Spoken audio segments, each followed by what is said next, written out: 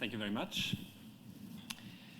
So my talk will be in the same setting. So we will do cost-optimal classical planning, and we want to find an admissible heuristic for A-star search. And let me briefly show you the outline of my talk. First, I will explain what Cartesian abstractions are, and especially how we can find them with the counterexample guided abstraction refinement approach. And then I will show you how we can make them additive and produce multiple of these abstractions. And we will see that we need to diversify the abstractions in order to produce high heuristic estimates. And we will see several different diversification strategies for this. Okay, so let's start with the CEGAR algorithm. This was introduced by us to the planning setting in last year's ICAPS. And I will briefly sketch the algorithm. So the algorithm starts with the coarsest abstraction, namely that we put all concrete states into a single abstract state. And then iteratively, we find an abstract solution, check if and why it fails in the concrete space. And if it does, we refine the abstraction in such a way that the same error cannot happen in the next iteration. And we do this either until we find a concrete solution that works, or until the time runs out. And the drawback of this approach is that it takes longer and longer until we find an abstract solution, until we check it in the concrete space, because they get longer and longer. And this also means that it takes longer and longer until we improve the heuristic estimates. Another drawback is that the algorithm first finds out that the first goal fact is not satisfied. Then we have to find a complete plan that satisfies this first goal fact until we even look at the second goal fact. And so if the time runs out in between those two steps, we might never look at the second goal fact. So one solution to this problem is to use multiple abstractions. And ideally, we want to have them to be additive. And this is what we are going to look at now. So suppose we have run the algorithm or any other algorithm that uses explicit transition systems for the abstraction, and we found two abstractions, one with four abstract states, and one with two abstract states. And then we can see that we have the abstract goal distances here inside the nodes, and this abstraction has a heuristic estimate for the initial state of 4, and this one estimates the goal distance with 5. The question now is how can we combine these two estimates? And one obvious way, if we want to stay admissible, is to use the maximum of the two abstractions, which would produce an estimate of 5. And we can be a little bit smarter about this if we use some form of cost partitioning, which distributes the costs of each operator among the abstraction. So for example, in this example here, it would probably make sense to count the cost for operator 1 in the right abstraction. So it costs 5 here.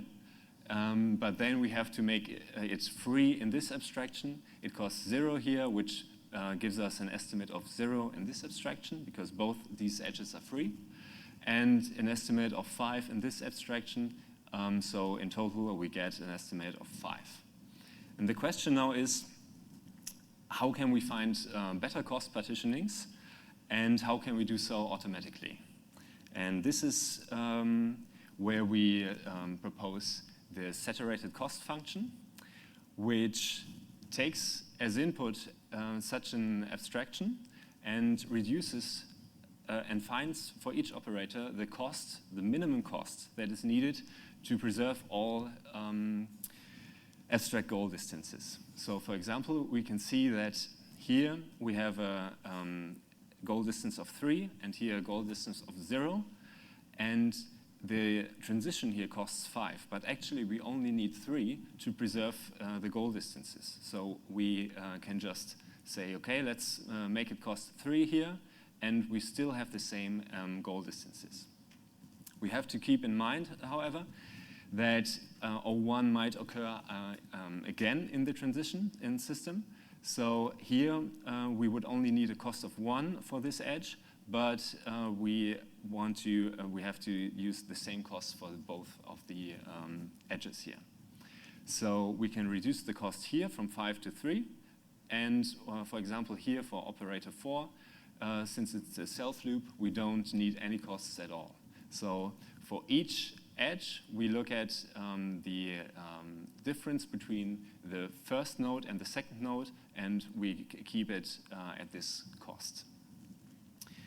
And the way we use this inside of abstract transition systems is now that we reduce the costs in the first abstraction, and then we use the remaining costs in the second abstraction. So as we've seen, we use 3 for this operator here, which leaves us a cost of 2 in the second abstraction.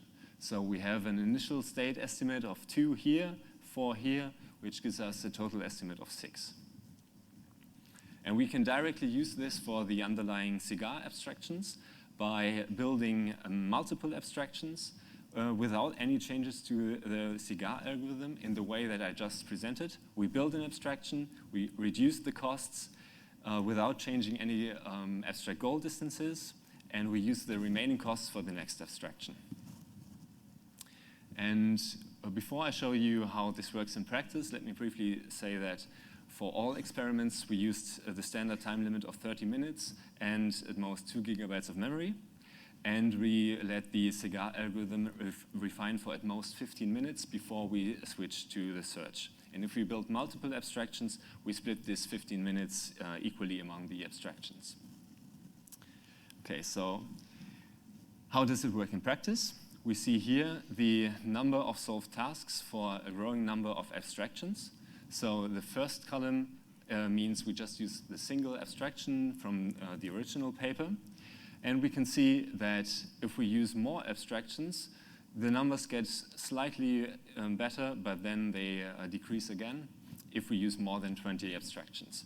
So this is unsatisfying, and we have to come up with a better way, because these numbers tell us that the abstractions focus too much on the same part of the problem.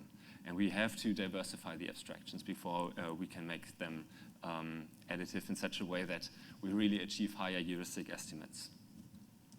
So I will present 2 different diversification strategies for this problem. The first one is called abstraction by goals, and it builds an abstraction for each goal fact separately. So this naturally lets the abstractions focus on different subproblems, and it already achieves quite a good performance. The problem with this is that many tasks only have a single goal fact, and potentially all tasks can be reformulated to contain only a single goal fact. So we have to find a smarter way of finding a task decomposition. And we do this with the abstraction by landmarks. This method works as follows. We compute a set of fact landmarks, and then we build an abstraction for each of these landmarks separately by replacing the original goal with a landmark. But contrary to the abstraction by goals method, we cannot simply replace the fact, because while a goal has to be true at the end of the plan, a landmark might be achieved multiple times during the execution of a plan, and this might render this abstraction inadmissible. So we have to decide for a given state if the landmark might already have been achieved on the way to the state S. And the way that traditional landmark heuristics do this is they remember which landmarks have already been achieved on the way, and this makes them path dependent.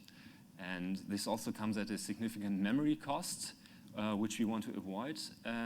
So we use a state-based criterion, which I will illustrate on the next slide. So let me explain how we find the modified task for a landmark L that we can pass to the CEGAR algorithm. So when we are given the landmark L, we compute the possibly before set PB of L, which is the set of facts in the delete relaxation of the task that can become true before we achieve L for the first time. And we can compute this set of facts by doing a fixed point iteration, by iteratively applying all operators that do not achieve L and are applicable until no more additional facts are added. And then we use as the set of facts for this new task this possibly before set plus the landmark itself. We set L to be the only goal of this new task, and then we discard all operators with preconditions that are not in the possibly before set, and we let all operators that achieve L and possibly also other facts achieve only L, so that we always stay in this set of facts here. And we leave the initial state unmodified, and then we can, during search, decide if the landmark might have been already achieved. And this is the case if S contains a fact that is not part of these facts. And then if this is the case, we set the heuristic estimate to 0 for this abstraction. Okay, so this method works, but it has a small, we can make an improvement to it, which I would like to illustrate with this small example. Consider we have a variable x that goes from 0 to 1 to 2, and with the operators 1 and 2. And our landmark generation method tells us that all of them are landmarks. So we compute a landmark, an abstraction, for example, for x equals 1. And the underlying CEGAR algorithm now has to find a solution for going from 0 to 1. And when we compute an abstraction for this fact, we have to find a solution from 0 to 2. So both of these calculations have to find a path from 0 to 1. And this runs counter to our objective that we want to focus on different aspects of the problem. So when we compute an abstraction for this fact, we want to not focus on this part. And the solution to this problem that we propose is to compute landmark orderings. And for a landmark that we want to look at, compute all the landmarks and find out all the landmarks that have been achieved earlier for the same variable and combine these. And I will briefly illustrate this with a slightly bigger example. Consider this is the landmark ordering graph. So we know that before we can achieve x equals 1, we have to achieve y equals 0 and y equals 1. So when we compute the abstraction, we combine these two and we do a domain abstraction for these two facts, which disallows the CEGAR algorithm to ever split these two facts. And similarly, if we compute an abstraction for this fact, we combine all of the facts for y and also these two facts for x. So the question is, how does this perform in practice on the IPC benchmarks? And we have here the number of solved tasks out of 1,396 for different heuristics all implemented in the fast downward system. And as a reference, we compare to 3 other heuristics, the IPDB heuristic and 2 merchant shrink heuristics that competed in the last IPC. And then we have the single CEGAR abstraction heuristic, which only has computes a single abstraction. And we can see that it performs better than the first merchant shrink version, but worse than the other 2 reference heuristics.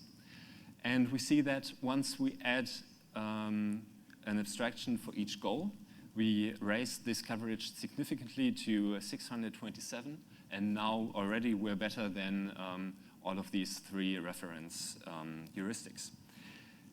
And if we use the landmark abstraction method, then coverage decreases a bit. But if we use the improved version that I just sketched to you, coverage rises again. And if we look at the results individually per domain, we see that both of these, the improved landmark method and the goals method, have their strengths on different domains. So it made sense to try to first do the first method, compute an abstraction for each landmark, and if you have time, we compute an abstraction for each goal. And this again is quite beneficial on the considered benchmarks. And then we added one last thing. In all these other heuristics that I presented, we look at the facts in a random order. So if we have multiple landmarks, we order them randomly. But we also tried to sort them. First, we sorted them ascendingly by their h-add values. So the ones that are probably harder to achieve last, and also in reverse order. And this, again, has quite a big impact on coverage. So we're looking at the coverage for the single abstraction, 562. We surpassed this by quite a big amount of tasks for the best method that we consider here.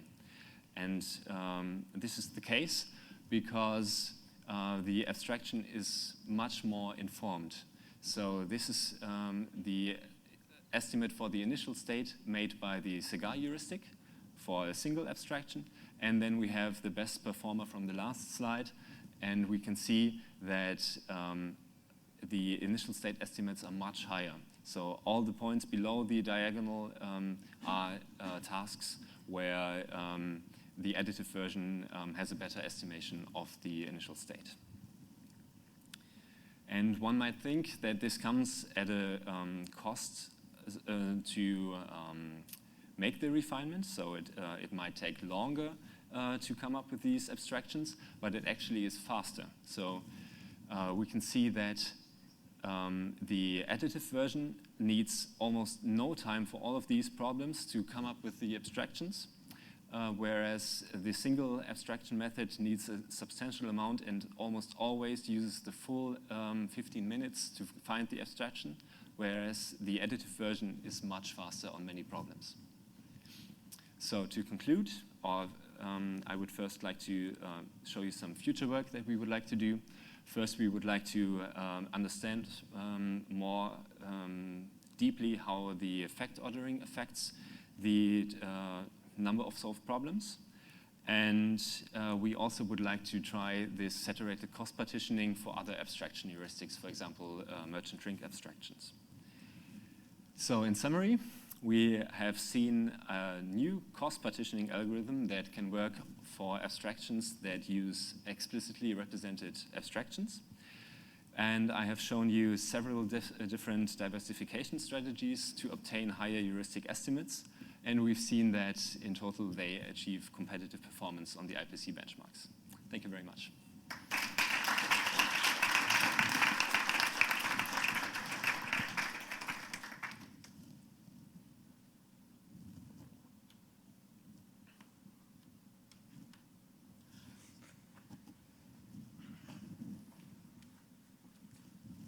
Do you have any intuition as to why the ordering had such a huge effect on coverage? Yes.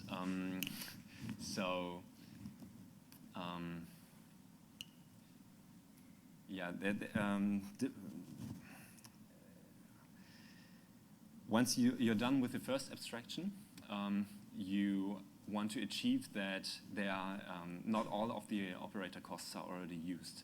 So the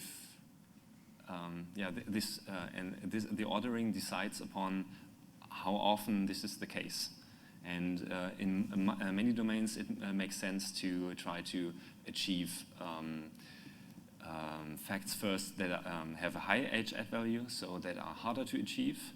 And in other ones, it makes sense to achieve the easier facts first.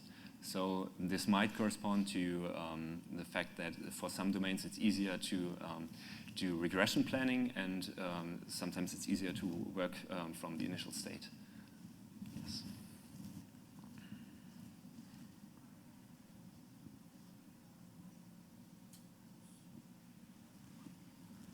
So I wonder if you could, for finding an ordering, right?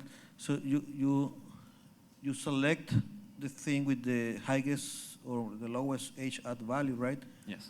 Then you saturate the cost, so you modify the cost of the operators, and maybe you could recompute H at again, right?